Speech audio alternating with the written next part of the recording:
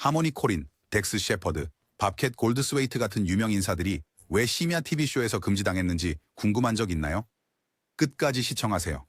이 유명인들이 무대에서 쫓겨난 놀라운 이유를 보게 될 것입니다. 믿기지 않는 일이 일어났습니다. 하모니 코린, 호기심이 당신을 사로잡아 큰 실수로 이어진 적이 있나요? 감독 하모니 코린에게는 그러한 순간이 1990년대 후반 데이비드 레터맨의 레이트 쇼에서 발생했고, 이는 그가 오랫동안 쇼에 출연하지 못하는 결과를 초래했습니다. 코린은 이후 영화 스프링 브레이커스로 알려졌으며, 특히 그의 야생적인 시절에 크랙과 헤로인에 취해 있을 때는 비정상적이고 예측 불가능한 행동으로 낯설지 않았습니다. 그가 레터맨 쇼에 출연한 기이한 모습들은 유명해졌지만 잘못된 이유로 역사에 남을 만한 것이 하나 있었다. 어느 날 밤 레터맨은 배우 메릴 스트립을 그녀의 세그먼트 전에 만나기 위해 백스테이지로 갔습니다. 그녀의 대기실 문을 두드렸을 때 메릴을 찾지 못하고 하모니 코린이 메릴의 가방을 뒤지고 있는 것을 발견했습니다. 단순한 호기심이었는지 아니면 더 장난스러운 것이었는지는 정말로 알 수 없습니다. 하지만 한 가지는 분명했다.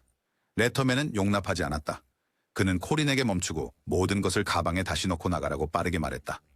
이 기괴한 사건으로 인해 코린은 쇼에 출연 금지를 당했다.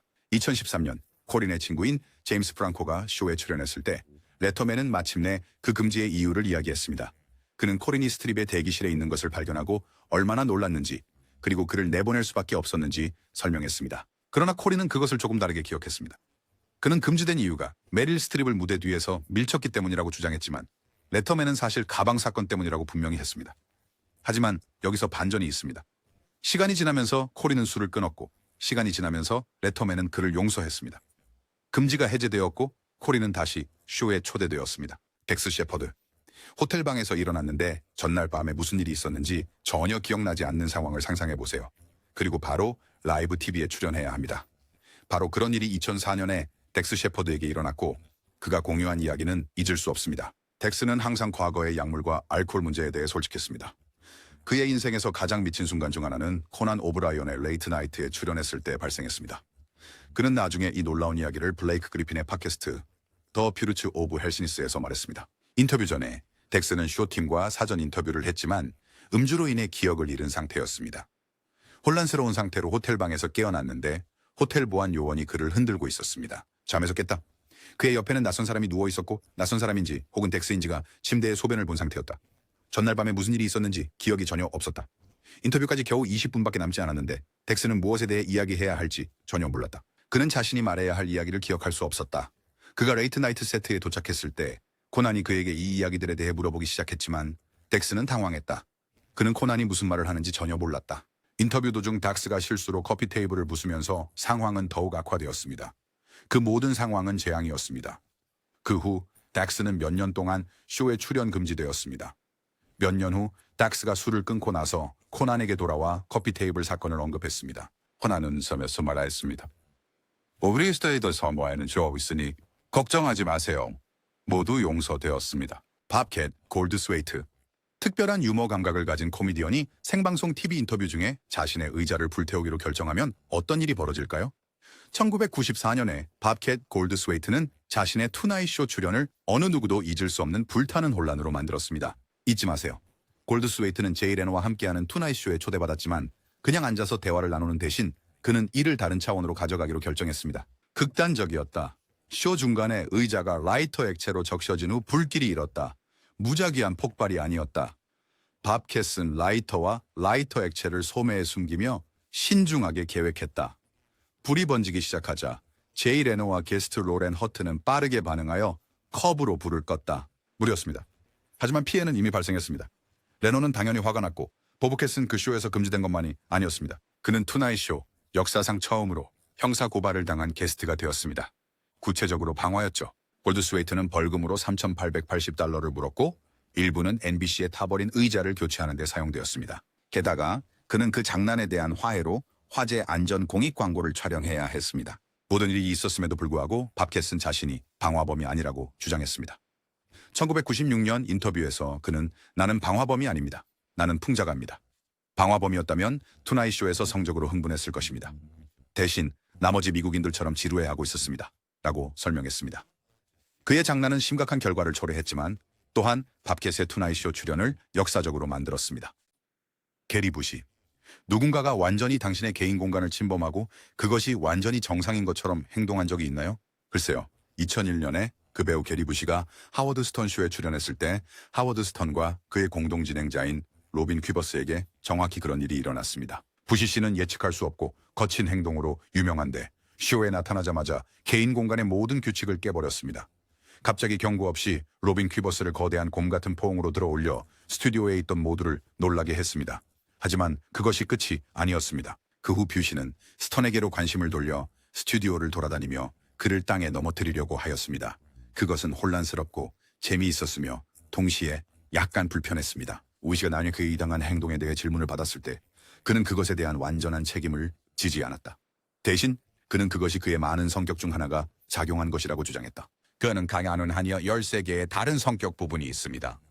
그날 하워드 스턴 쇼에서 본 성격은 흥분하는 소년 페스키입니다. 라고 말했습니다. 다시 말해 뷰시는 그 혼란스러운 순간을 그 자신의 탓이 아닌 다른 자아 중 하나로 돌리고 있었다. 그 혼란스러운 출연 이후 뷰시는 몇 년 동안 쇼에 출연 금지를 당했습니다. 하지만 2017년에 놀라운 일이 일어났습니다.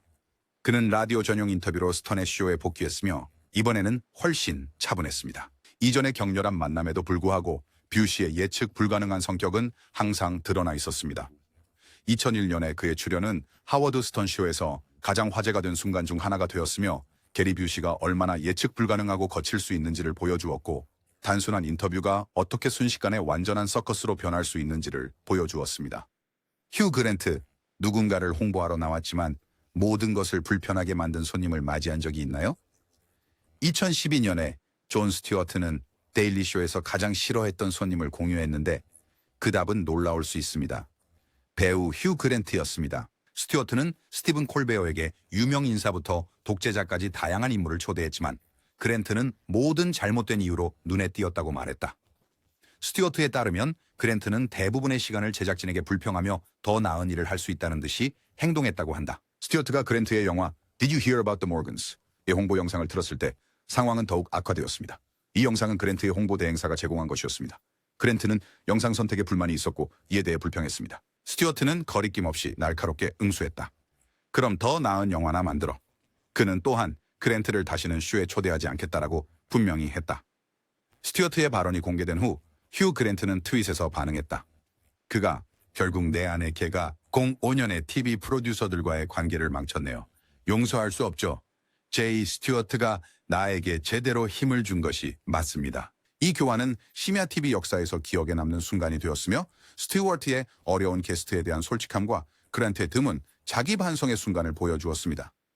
이는 유명인이라도 실수할 때가 있음을 보여주지만 때로는 존 스튜어트에게서 나온 진실이 아플 때가 있습니다. 제이 레노, 엔터테인먼트 업계의 두 거물이 서로를 견디지 못할 때 무슨 일이 벌어질까요? 하워드 스턴과 제이 레노의 강한 불호감은 1995년의 혼란스러운 순간으로 거슬러 올라가며 수십 년째 지속되고 있습니다. 이 모든 것은 스턴이 투나잇 쇼에 게스트로 출연했을 때 시작되었습니다. 규칙을 따르지 않는 스턴은 비키니를 입은 두 여성을 무대에 데리고 나와 서로 키스하도록 부추겼습니다. 허니가 뭐냐 스턴은 게스트와 진행자 사이의 경계를 무너뜨리고 레노를 제치고 영화 비평가진 시스켈과 로저 이버트 같은 다른 게스트의 말을 가로막았습니다. 레노는 크게 화가 나서 거의 세트를 떠날 뻔했고 스턴의 프로듀서에게 소리 지르는 것이 들렸습니다. 스턴이 그의 집에서 엉뚱한 짓을 했다고 말했습니다. 쇼가 끝난 후 레노는 스턴의 라디오 프로그램에 전화를 걸어 라디오 진행자가 허용 가능한 선을 넘어섰다고 말했습니다. 기준, 그때부터 스타운 레노에 대한 경멸을 숨기지 않았습니다. 그는 자신의 라디오 쇼와 인터뷰에서 자주 레노를 모욕했고 레노의 코난 오브라이언과 데이비드와의 유명한 불화에 대해서도 의견을 냈습니다. 레터맨, 스턴은 또한 레노가 그의 자료를 훔쳤다고 비난하며 불을 덧붙였다. 레노 측에서는 대체로 침묵을 지키며 가끔씩 스턴의 관련성에 의문을 제기하는 정도로만 발언했다. 그러나 2004년 레노가 스턴의 쇼의 전 멤버인 더듬이 존 멜렌데스를 채용하면서 상황이 다시 불붙었다. 스턴은 레노에게 표절 혐의를 제기했고 이에 레노는 더 투나잇 쇼에 나와 그들의 차이를 해소하자고 초대했습니다. 그러나 스턴은 그 제안을 거절하며 그들의 지속적인 경쟁을 이어갔습니다. 코난 오브라이언, 심야 방송계는 2010년에 제이 레노와 코난 오브라이언 두 거대 스타 간의 텔레비전상에서 벌어진 쓰라린 불화로 뒤흔들렸습니다. 그들의 경쟁은 기업의 잘못된 경영, 자존심 충돌, 그리고 상처받은 감정이 공론화된 대표적인 사례가 되었다. 모든 것은 2004년 NBC가 레이트 나이트의 진행자 코난 오브라이언에게 2009년에 제이 레노의 계약이 끝나면 투나잇 쇼를 맡을 것이라고 약속하면서 시작되었습니다. 이는 코난에게 큰 기회였으며 그는 열심히 노력해 지위 상승을 이뤘습니다. 그러나 시간이 되었을 때 레노는 물러날 준비가 되어 있지 않았습니다. 그는 1992년부터 그의 왕좌였던 더 투나잇 쇼를 잃는다는 생각을 좋게 받아들이지 않았다. 레노와 코난 둘 다 NBC에 유지하기 위해 네트워크는 계획을 세웠습니다. 그들은 2009년에 제이 레노 쇼 프라임타임 프로그램을 시작했습니다. 하지만 시청률은 실망스러웠고 NBC가 레노의 쇼를 코난의 시간대로 옮기기로 결정하면서 상황은 더 복잡해졌습니다. 문화적으로 배시한 주로 미루했습니다. 결과는 코난의 시청률이 하락했고 NBC는 코난에게 떠나도록 돈을 지불해야 했습니다. 한편 레노는 다시 더 투나잇 쇼에 돌아왔지만 이미 피해는 발생한 상태였다. 대중은 그가 물러나는 것을 원하지 않는다고 보았고 우아하게 물러나지 않았다는 비판을 받았다. 코난은 소염된 경험 상심하여 인터뷰에서 이를 극복했다고 말했다. 레지안 트레이시스트 세린 TBS 쇼에 레노를 초대할 것이냐고 묻자 코난의 대답은 확고했습니다. 아니요, 가격에 상관없이 하지 않을 일이 있습니다. 캐시 그리핀은 논란에 익숙하지 않다. 생방송 TV에서 옷을 벗거나 도널드 트럼프 대통령의 목이 잘린 충격적인 사진을 게시하는 등 그녀는 항상 경계를 넘어왔다. 그러나 그러한 유명세에는 대가가 따른다. 그리핀은 여러 인기 있는 TV에서 금지되었다. 방송, 예를 들어 그녀는 심한 욕설로 인해 The Late Show에서 출연 금지를 당했지만 나중에 해제되었습니다. 또한 투데이에서는 진행자들을 조롱하여 문제가 되었고 The View에서는 하워드 스턴과 바바라 월터스에 대한 부적절한 농담을 해서 문제가 생겼습니다. 심지어 엘렌 드제너러스 쇼도 더 이상 그녀의 장소가 아니었다. 특히 그리핀이 엘렌이 성격이 나쁘고 여성을 지지하지 않는다고 비난한 이유. 그러나 엘렌은 그녀를 금지하는 것에 동의하지 않았다. 인터뷰에서 엘렌은 나는 그녀를 쇼에서 금지하지 않았다. 금지되려면 쇼에 있어야 한다고 말했다. 공식적인 금지는 없었고 그냥 초대가 없었을 뿐인 것 같았다. 그리핀은 이러한 암묵적인 금지의 규칙을 이해한 것처럼 보였다. 그녀는 자신의 회고록에서 누구도 당신이 금지되었다고 말해주지 않아. 그냥 쇼에 불리지 않으면 스스로 알아차리게 되는 거야 라고 설명했다. 그녀는 몇 번 코난 오브라이언과 함께하는 레이트 나이트에 초대받았으나 그 후 10년 동안 무시당했다고도 말했다. 환영받지 못한다는 말을 조용히 하는 방법입니다. 하지만 그리핀은 그것을 받아들이며 살게 되었습니다. 오프라 윈프리. 오랜 경계에 갇혔는데 어떻게 시작됐는지 전혀 모를 때 어떻게 하세요? 바로 그런 상황에 오프라 윈프리와 데이비드 레터먼이 있었습니다. 16년 동안 그들은 기묘하고 조용한 경쟁 관계에 있었고 둘 다 긴장감이 어디서 시작됐는지 알 수 없었습니다. 이 메어든 일은 1989년에 오프라가 데이비드 레터맨의 레이트 나이트 쇼에 출연하면서 시작되었습니다. 그 인터뷰 이후 오프라는 레터맨이 계속 초대했음에도 불구하고 출연을 중단하기로 결정했습니다.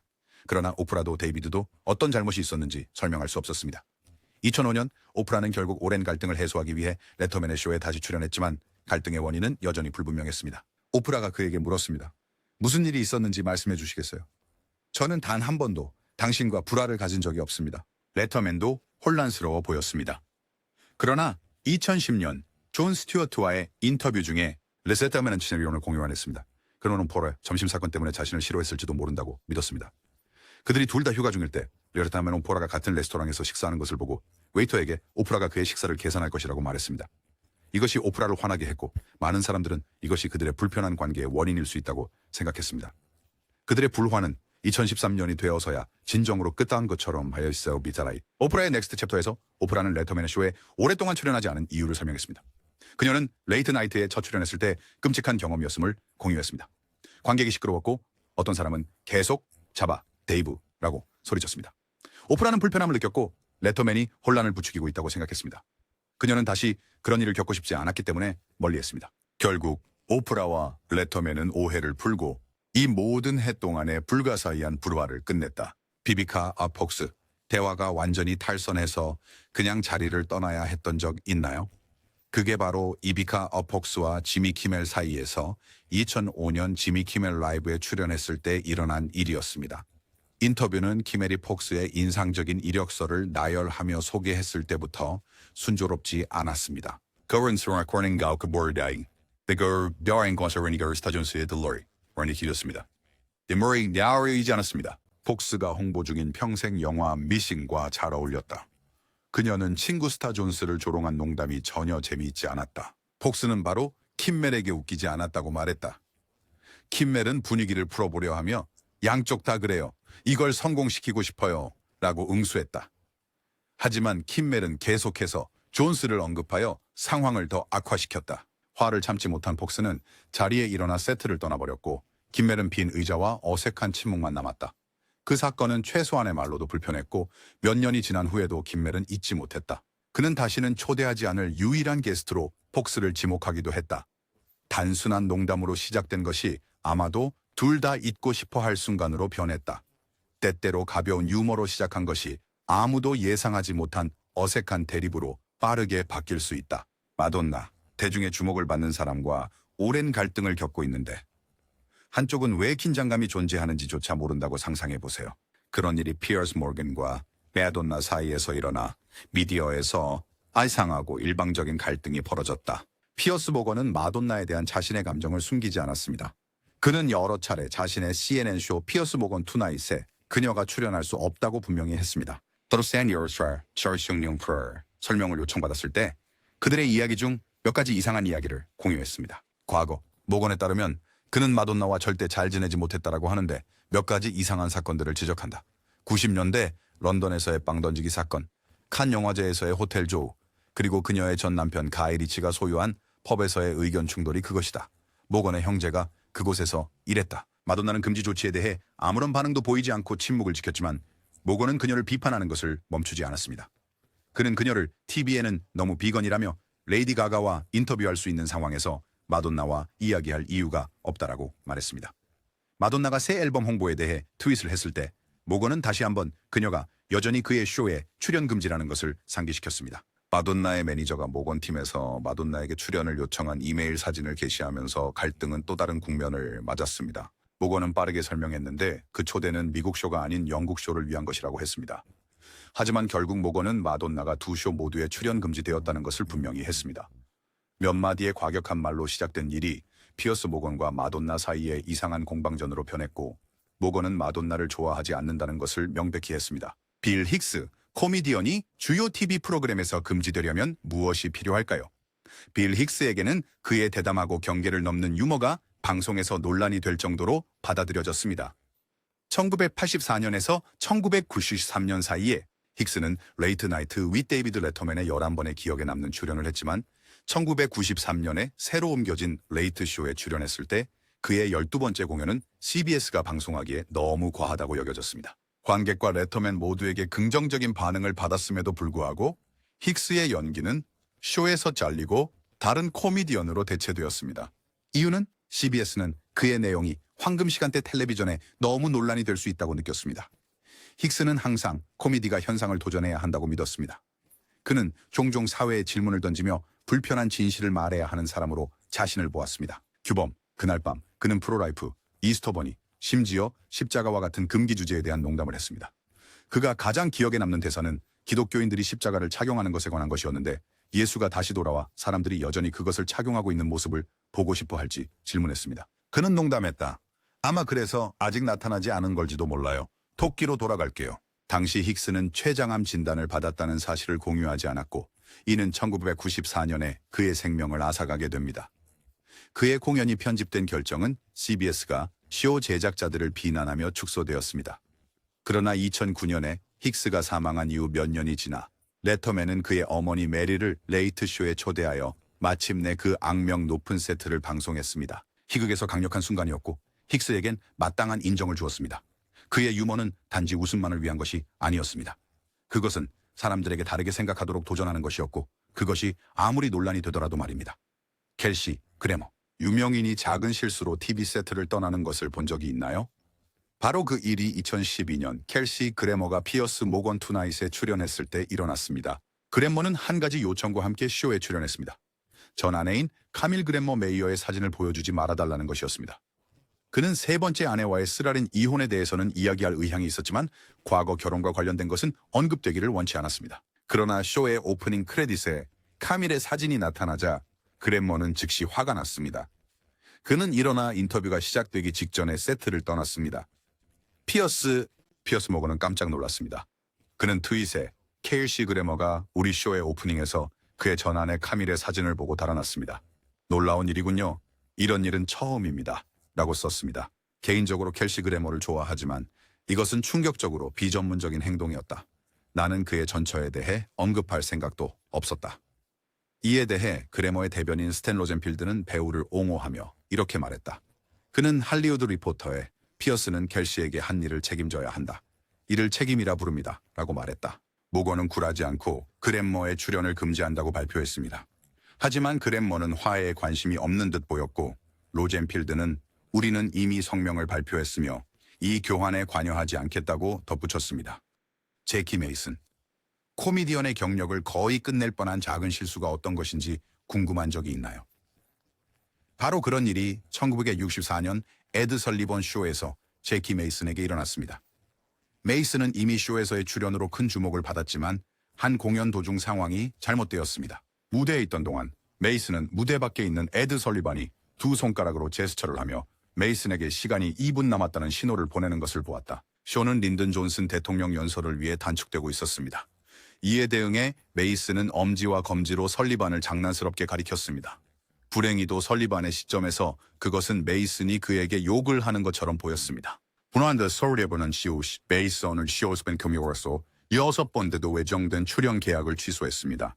이 사건의 여파는 심각했습니다. 메이슨은 다른 텔레비전 출연 기회를 얻기가 어려웠고 그의 평판에 큰 손상을 입었습니다. 그는 명예훼손으로 설리번을 고소하기도 했지만 결국 그 사건은 기각되었습니다. 그러나 2년 후 설리번은 오해를 깨닫고 금지를 해제했습니다. 그는 메이슨을 다시 쇼에 초대하고 오해에 대해 공개적으로 사과했습니다. 간단한 의사소통의 오류로 시작된 일이 제키 메이슨의 경력을 거의 망칠 뻔했지만 결국 이것은 텔레비전 세계에서 얼마나 빠르게 상황이 변할 수 있는지를 보여주었습니다. 조안 리버스. 당신의 경력을 시작하게 도와준 사람과 함께 일하는 것을 상상해보세요. 그런데 하나의 큰 결정 때문에 나중에 모든 것이 무너져버린다면 어떨까요? 그런 일이 조안 리버스와 조니 카슨에게 일어났습니다.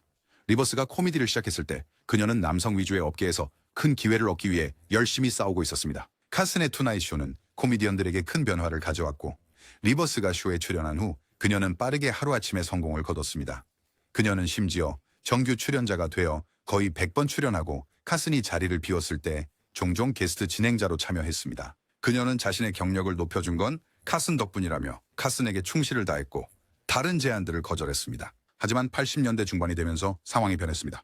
리버스는 투나잇 쇼와 정규 계약을 제안받은 적이 없었습니다. 카슨의 은퇴 소문이 돌기 시작했을 때 리버스는 그녀의 이름이 대체 후보 명단에조차 없다는 것을 알게 되었습니다.